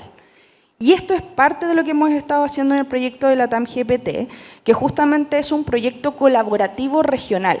De hecho, la cifra actualizada ya llevamos más de 46 alianzas dentro de toda Latinoamérica, con el fin de generar capacidades para el desarrollo tecnológico. Ojo con esto. Es muy importante para mí, sobre todo desde la perspectiva ética, que no se crea que LATAM GPT es un OpenAI ChatGPT, pero en español, ¿ya? No es eso. Esto es un proyecto que busca generar un GPT latinoamericano. Patricia habló de esta idea de los transformers, ¿cierto? Los GPT tienen que ver con una tecnología, una arquitectura específica de desarrollo de inteligencia artificial. Y nosotros no estamos tampoco reinventando la rueda, no estamos generando un modelo de cero, estamos usando cosas que ya existen, pero con una mirada inclusiva y decolonial en este sentido. ¿Y qué implica esto? El proyecto quiere proveer insumos públicos, abiertos, ¿cierto?, con fines de uso general, pero también de investigación. Nosotros estamos generando benchmarks en español, ¿ya? Maneras en que podemos evaluar cómo podemos estar representando bien el lenguaje. Nos estamos involucrando con cuestiones bien complejas, como los dialectos, ¿ya? Los dialectos, lo que significa una palabra, por ejemplo, yo les digo guagua en Chile, significa micro en Guatemala y así. Entonces, toda esa riqueza latinoamericana se pierde con las estructuras de entrenamiento que tenemos hoy en día. Por ejemplo, uno de los grandes datasets que se tienen para entrenar este tipo de modelos, que es el Red Pajamas, que es un dato abierto, es open source, ¿cierto? Es un gran insumo, tiene un nivel de representación de menos del 1% de lo que son los países latinoamericanos, tanto en su lenguaje como en sus descripciones y metadatos. Y eso es lo que estamos intentando cambiar. Entonces, en este proyecto, además queremos dar difusión de metodologías. Si yo quiero trabajar con estos modelos, si yo quiero aplicarlos en investigación, yo uso muchos modelos, tú usas muchos modelos de procesamiento de lenguaje natural en datos históricos. Queremos algo que funcione para nosotros, ¿ya? Y en esta colaboración, que no es simbólica, y esto es muy importante, sino que nosotros estamos trabajando con expertos de toda Latinoamérica, las alianzas no solo nos dan datos, están involucradas en la toma de decisiones, en los razonamientos, en las revisiones éticas. Queremos también identificar oportunidades, limitaciones y beneficios. O sea, para nosotros esto es un insumo público latinoamericano. Esto significa entender mejor nuestro propio lenguaje a través de estas tecnologías. Entonces yo creo que eso es algo muy importante. Tenemos nuestras direcciones de gobernanza, tenemos nuestras revisiones éticas quizás protocolares, pero yo creo que lo más valioso que tiene lo que estamos haciendo es que estamos pensando esto con esa idea cultural. ¿Qué significa el lenguaje en Latinoamérica y cómo generando una herramienta como esta somos capaces de no tergiversar, sino que efectivamente lograr un nivel de representación que nos permita a nosotros, teníamos reunión ayer y estábamos, bueno, pero no reconoce Chapalele.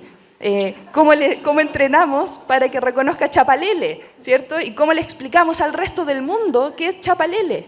¿Cierto? Bueno, ese tipo de desafíos que yo los encuentro muy bonitos, nos hace también volver a nuestras raíces, ¿cierto? Entender que si bien quizás tengamos que usar algo de infraestructura, estamos colaborando con Amazon porque no tenemos el potencial de procesamiento, ¿cierto? Pero estamos colaborando y usando tecnología del norte global al beneficio del sur global. Y ese yo creo que es el cambio más importante en cuanto al objetivo del proyecto. Espectacular, espectacular. Bueno, yo creo que la información del sur global después le va a servir también al norte global, ¿no? Porque yo creo que hay información muy valiosa que nosotros tenemos en nuestros pueblos, nuestras culturas, los pueblos originarios, hay mucha riqueza cultural. Pero bueno, el otro día conversábamos, Pati, tú lo comentaste acá, que bueno, y lo dijo también Elon Musk, ahora se están entrenando las herramientas de inteligencia artificial con datos sintéticos, o sea, ya se habían acabado los datos reales. Ahí nosotros tenemos harto que aportar, porque tú decías, ustedes tienen 58 kilómetros lineales de información. ¿Qué está haciendo tu laboratorio y cómo se enlaza con esta iniciativa que ha tenido Chile de la LATAM-GPT? O sea, porque yo me imagino la herramienta, los estándares, todo lo que están trabajando es algo, en el CENIA es bastante importante, pero se requiere la información, que la información se levante esta información, que esta información tenga ciertos estándares y que pueda nutrir esta herramienta. Entonces, ¿cómo lo están desarrollando ustedes, que es el primer laboratorio de humanidades digitales con estos estándares en Latinoamérica? Cuéntanos un poco. Sí, claro, solamente para poner en contexto este comentario, a principios de enero de este año, Elon Musk, mi señor no favorito en este mundo, comentó que ya se habían acabado los datos reales para el entrenamiento de grandes modelos de lenguaje, ¿no? Esto lo que quiere decir es que la inteligencia artificial se entrena con datos que han sido producidos por los seres humanos. A esto se les llama datos reales. A los datos sintéticos se les llama a todo aquello que ha sido producido ya a partir de la inteligencia artificial generativa, y uno de los grandes problemas de los datos, de este tipo de datos, de los datos sintéticos, es que si tú reentrenas estos mismos modelos con estos datos sintéticos, bueno, pues creas, ¿no?, toda una serie de problemas como de loops, ¿no?, porque estás básicamente reentrenando con el mismo slop, ¿no?, que está saliendo de la inteligencia artificial, ¿no? Bueno, nosotros precisamente no le quisimos decir a Elon Musk que en realidad en nuestros archivos existen, pues esto, ¿no?, en algunas ocasiones más de 500 años, ¿no?, de datos reales, ¿no? Nosotros desde nuestro laboratorio, una de las cosas que estamos haciendo, una de las cosas a las que nos enfocamos fue precisamente en crear una serie de modelos que nos permiten ahora hacer la transcripción automática de textos del siglo XVI, XVII y XVIII. Esto es más fácil decirlo que hacerlo, porque si ustedes, bueno, tienen algún punto de inflexión con cuestiones históricas, ¿no?, pueden ver que nuestros datos históricos, bueno, están escritos en muchas caligrafías distintas, y que muchas veces en el dominio de lo que se llamó el Imperio Español, bueno, hubo muchos tipos de caligrafías por toda una serie de cuestiones históricas, ¿no? Entonces, para leer este tipo de datos necesitas entrenamiento paleográfico que te lleva años, ¿no?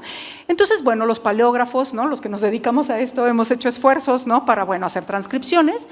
Ahora lo que nos está permitiendo la inteligencia artificial es precisamente desbloquear, como les platicaba, ¿no?, en mi ponencia, ahora estos millones de datos históricos, ¿no?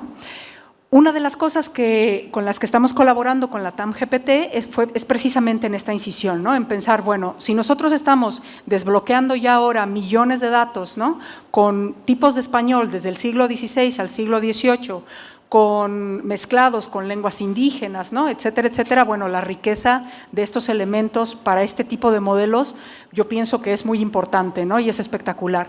Ahora, aquí hay un problema que también es muy interesante y que Gaby ya apuntó a ello. O sea, no quiere decir que el hecho de que nosotros podamos acceder, ¿no?, a toda esta información histórica no esté sesgada. El archivo colonial tiene todos los sesgos del mundo también, ¿no? O sea, está escrito desde ciertas posiciones, con ciertas personas, ciertos actores, ¿no? A pesar de que nosotros tengamos cierta representación bastante, por así decirlo, incluso indígena, yo les puedo decir que los indígenas que escribieron en el siglo XVI, por ejemplo, también eran ciertos grupos en particular, ¿no? Entonces, necesitamos pensar, ¿no?, en esta cuestión de cuando introducimos los datos, ¿no? Gaby ya apuntó a ello. Hay un ejemplo que es terrible, pero maravilloso al mismo tiempo en el sentido de cómo ejemplifica, ¿no?, esta cuestión de los sesgos, y no sé si ustedes llegaron a ver que Google no sé si hace 2 años por ahí, ¿no?, dijeron, bueno, vamos a arreglar esto de los sesgos. Porque claro, ¿no?, el racismo en nuestros modelos está muy canijo, ¿no? Entonces, lo que vamos a hacer es meterle representatividad de personas negras, ¿no? Entonces, metieron, ¿no?, todo lo que pudieron en imágenes de personas negras. Y claro, ¿cuál es el resultado? Que de repente sale una noticia espeluznante donde había representaciones de soldados nazis negros.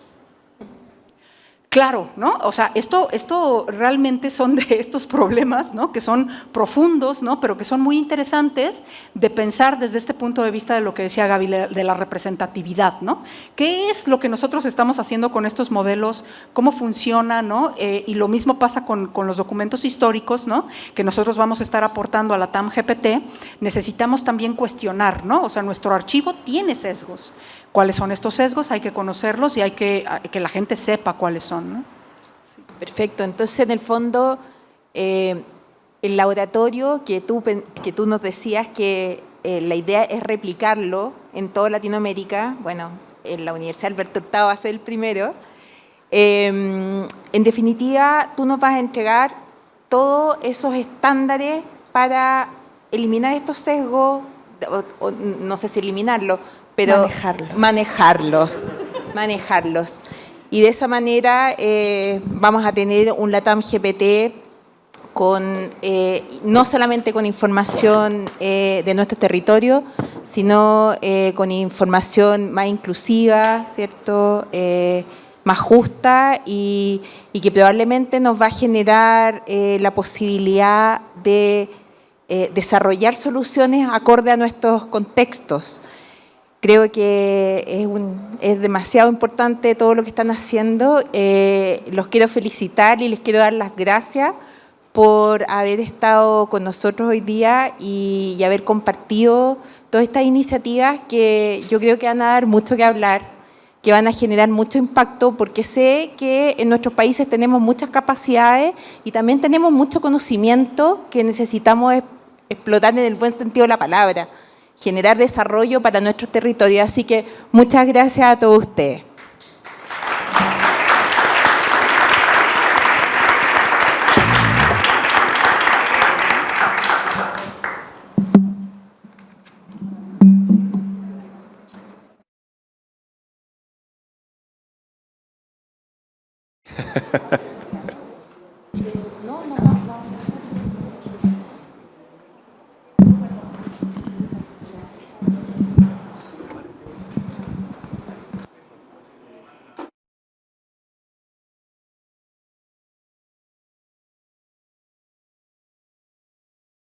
Tremendo panel de conversación.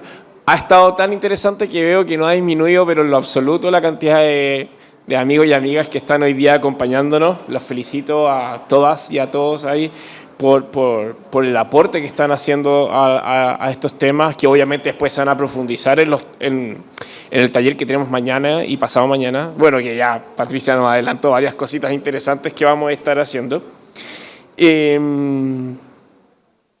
A continuación, les queremos contar sobre una iniciativa en la que estamos trabajando aquí en la Universidad Alberto Hurtado junto con otras 10 instituciones con las que estamos trabajando y que se trata de una red de innovación social, o RISU, como dice su diminutivo, y como dice este acrónimo, el objetivo de esta red que estamos trabajando desde el año pasado, Carola, y empezamos el año pasado a trabajar y a juntarnos con distintas universidades para potenciar la innovación a partir de las humanidades y las ciencias sociales, muy en línea con lo que hemos estado conversando ahora en esta jornada. Y el objetivo que tiene es promover el intercambio de buenas prácticas, proyectos, capacitación y difusión de este tipo de desarrollo. Para contarles con más detalles sobre esta iniciativa, vuelvo a invitar a Carolina, la pobre Carolina, sube, baja, y quien nos va a contar un poquito más en detalle sobre la red, también extender una invitación a las universidades que también están presentes y tal vez que no conozcan la red, y a todos también para que puedan conocerla un poquito más. Carolina, por favor, adelante. La presentación. Bueno, muchas gracias. Quisimos aprovechar la oportunidad para contarles de esta red que desarrollamos por iniciativa de la Universidad Alberto Hurtado, pero a la cual se sumaron rápidamente varias universidades y que está súper conectada con lo que estábamos conversando. En el fondo nosotros nos dábamos cuenta que la innovación está totalmente desconectada de los impactos sociales y humanos que tiene, y por lo tanto teníamos que tener esta nueva visión, y habíamos visto que en otras latitudes, como en Reino Unido, se habían generado redes colaborativas y generosas de universidades que estaban trabajando en temas de innovación social y de impacto social de la innovación.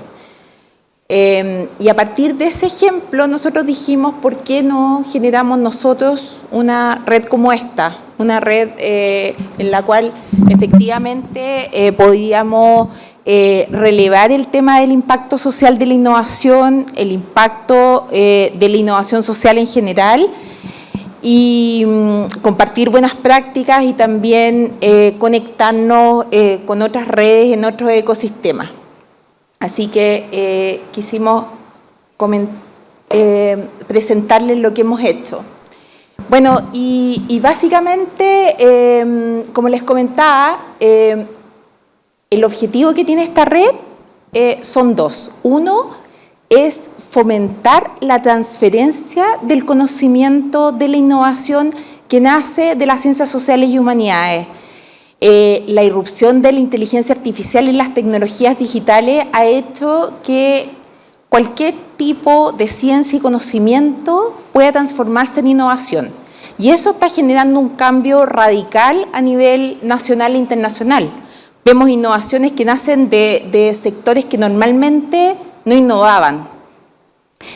Pero es un desafío transferirla. Normalmente son conocimientos que no están tan apuntados a temas de mercado, por lo tanto es mucho más difícil la comercialización y por lo tanto es mucho más difícil darle sostenibilidad. Y por eso es importante generar buenas prácticas que apoyen la transferencia de estos conocimientos. Normalmente es a través de estrategias mixtas en las cuales uno trata de transferir la tecnología gratuito para ciertas comunidades, pero por otra parte uno genera estrategias para comercializarla en otros ámbitos que puede darle sostenibilidad a la misma. Así que ese es uno de los principales objetivos que tiene nuestra red. Pero el otro objetivo que les comentaba es relevar el tema del impacto social de la innovación. O sea, que cualquier innovación de cualquier tipo, del área STEM, del área biotecnológica, del área de cualquier tipo, tiene que tener un impacto social. Tenemos que medirlo. Hoy en día, para las que no están tan familiarizados con la innovación o cómo se transfiere tecnología hoy en día, se hacen evaluaciones técnicas, se hacen evaluaciones de mercado y de propiedad intelectual, pero el impacto social no se mide. Y de verdad que el impacto social es muy difícil de medir. Y por eso hemos estado analizando las distintas formas de medir el impacto social de la innovación y la tecnología de manera de que efectivamente esto pueda ser más sencillo y sea una regla aplicable a todas las innovaciones y tecnología.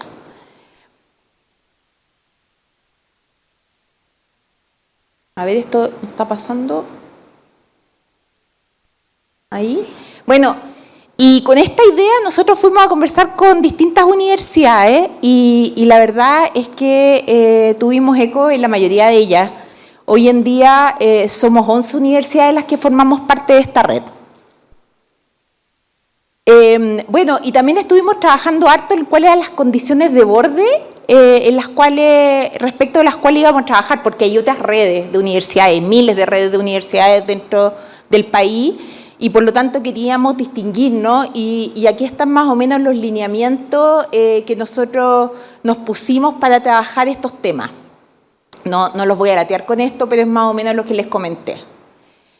Bueno, y esta es nuestra agenda, que también las queríamos compartir porque también los queremos dejar invitados a que colaboren y se acerquen si quieren formar parte. Nosotros vamos ahora en noviembre a firmar un acuerdo con la red más grande internacional que existe de innovación social y que también se abocan a los temas de impacto social de la innovación, que es la red Aspect. También otro tema muy importante es el tema de la sensibilización pública y privada respecto a la innovación social. ¿Por qué? Porque resulta que muchos de los fondos públicos normalmente no están muy familiarizados con este tipo de innovaciones. Por lo tanto, hay muchos sesgos en los fondos públicos para proyectos desde las ciencias sociales y la humanidad, y también queremos ayudar a sensibilizar a las autoridades para generar cambio en los mecanismos de financiamiento y de manera de que se pueda abrir aún más este campo. También, como les comentaba, intercambiar buenas prácticas y poder también difundirlas, medir el impacto social, generar mecanismos de impacto social. Nosotros estamos desarrollando un índice de potencial de impacto social que también en algún minuto se los comunicaremos. También vamos a desarrollar fondos colaborativos interuniversidades para proyectos y queremos internacionalizarnos. O sea, partimos en Chile, pero queremos generar una red latinoamericana de universidades de manera de generar alianzas y poder desarrollar proyectos en conjunto. Uno de ellos podría ser nuestro laboratorio de humanidades digitales, ¿cierto, Pati? Bueno, este es nuestro equipo de distintas universidades y bueno, y nosotros somos la Secretaría Pro Tempore por este primer año. Muchas gracias.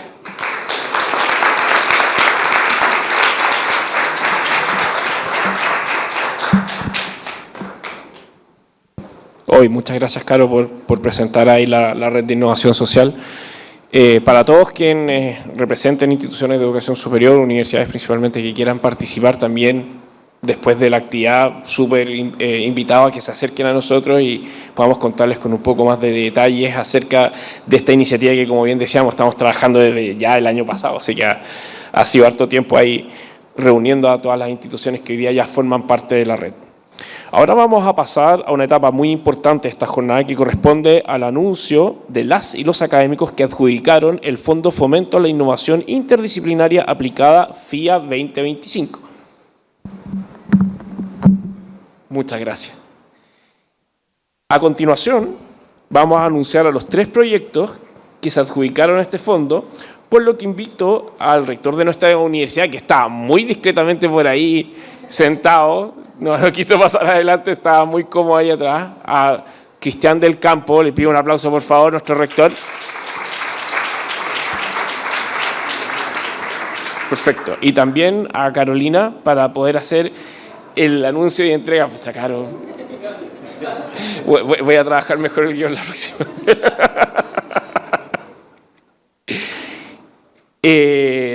Para hacer, entrega de un pequeño reconocimiento y que ustedes también puedan conocer a las y los académicos que participaron, varios proyectos que se presentaron de parte de la universidad. Este fondo lo que busca es potenciar el trabajo interdisciplinario entre distintas facultades para el desarrollo de proyectos de investigación aplicada. Se presentaron distintas iniciativas súper interesantes.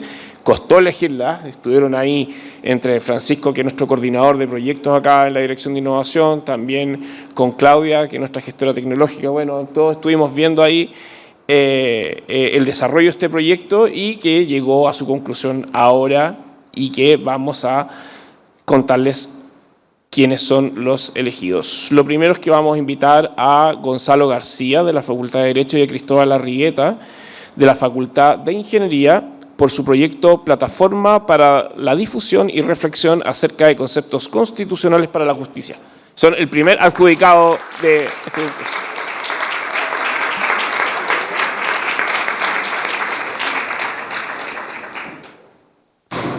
Muy bien.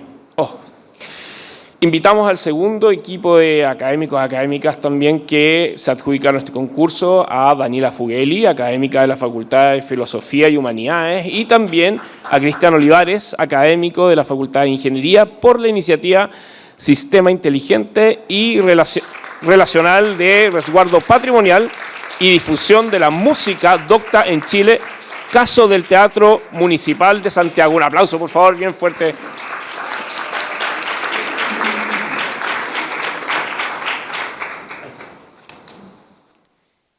Y también el tercer proyecto que se adjudicó esta primera edición, la primera vez que organizamos este fondo acá en la Dirección de Innovación, FIA 2025, es el que está a cargo de Jacob Reckendal, académico de la Facultad de Filosofía y Humanidades, y Carla Pinochet, académica de la Facultad de Ciencias Sociales. Un aplauso, por favor.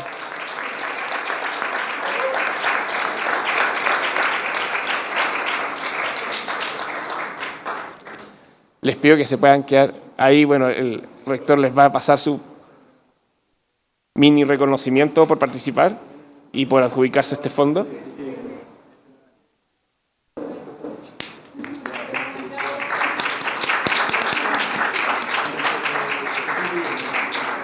Muchas gracias.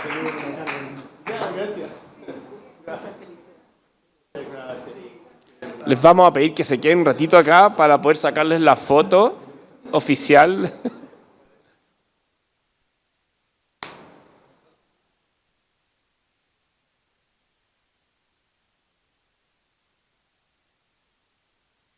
Ahí queda una fotito más. No, muchas gracias a usted y muchas gracias, felicitaciones por su trabajo, felicitaciones.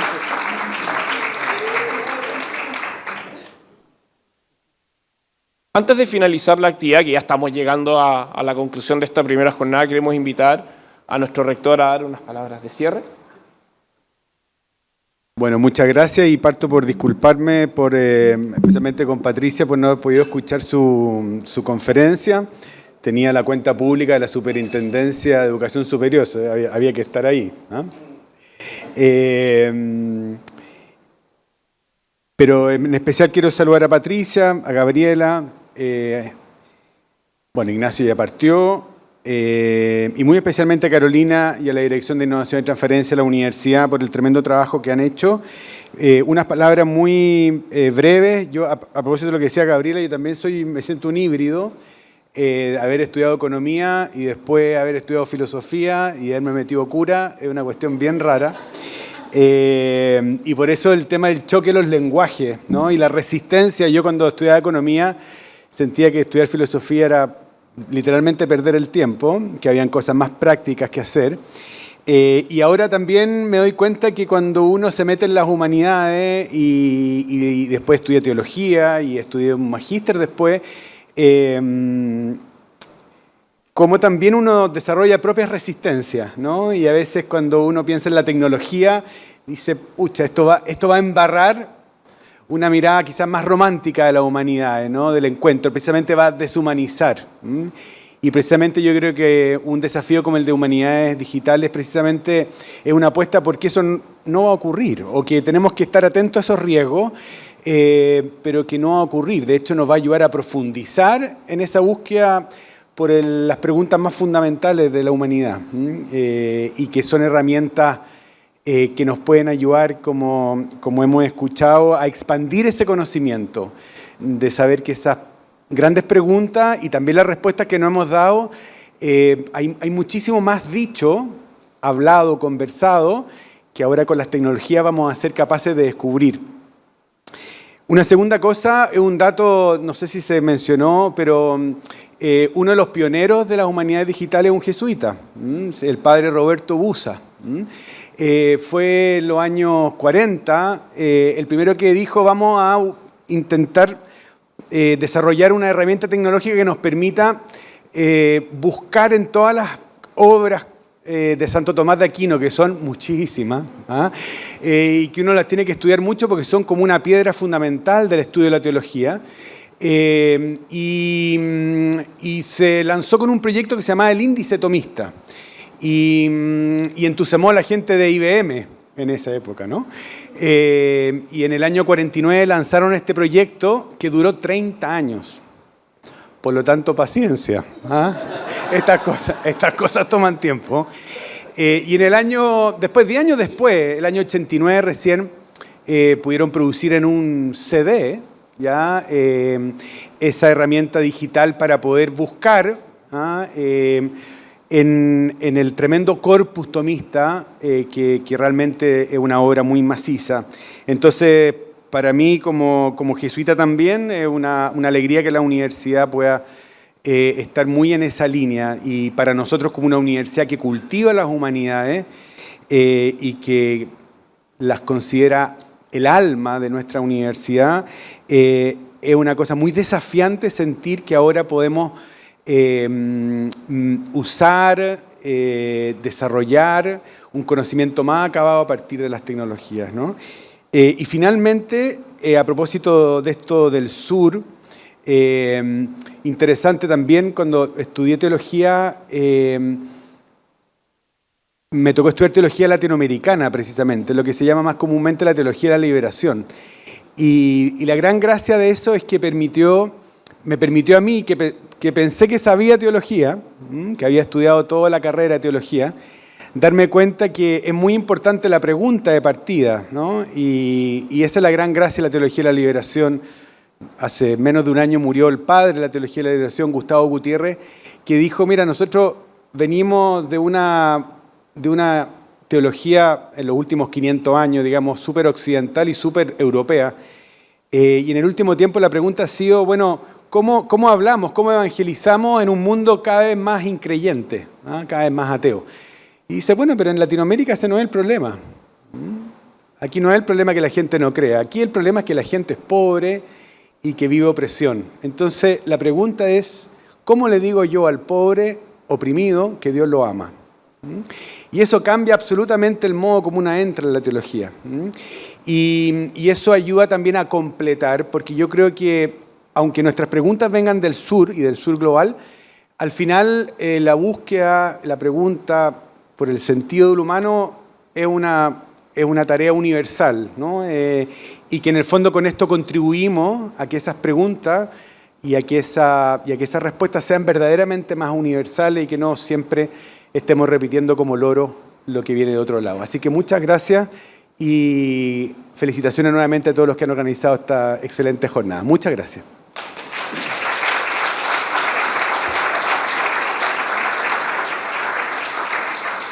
Muchas gracias, señor rector, por sus palabras, como siempre, acompañándonos en todas las actividades que organizamos.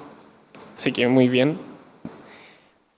Bueno, estamos 7 minutitos pasados de la hora que dijimos, 11:30, 11:37, no está tan mal, no está tan mal. Fuimos ahí. Pero, junto, bueno, con darle las gracias a Carolina, Patricia, Gabriela, bueno, Ignacio, que también se tuvo que retirar, señor rector, a todos ustedes por haber venido. Fueron casi 2 horas de estar ahí conversando, intercambiando ideas, así que les agradecemos por su tiempo, por haber venido, por el compromiso, por sumarse a esta comunidad y a este grupo de personas que estamos haciendo cosas distintas dentro de la Universidad Alberto Hurtado. Queremos ahora dejarlos invitados a un coffee que tenemos preparado afuera. Aprovechen este espacio, ojalá, para poder seguir conversando, conociendo a nuestros expositores. Así que, nada, un aplauso para ustedes, para todos los que estuvieron aquí hoy día y nada, muchas gracias.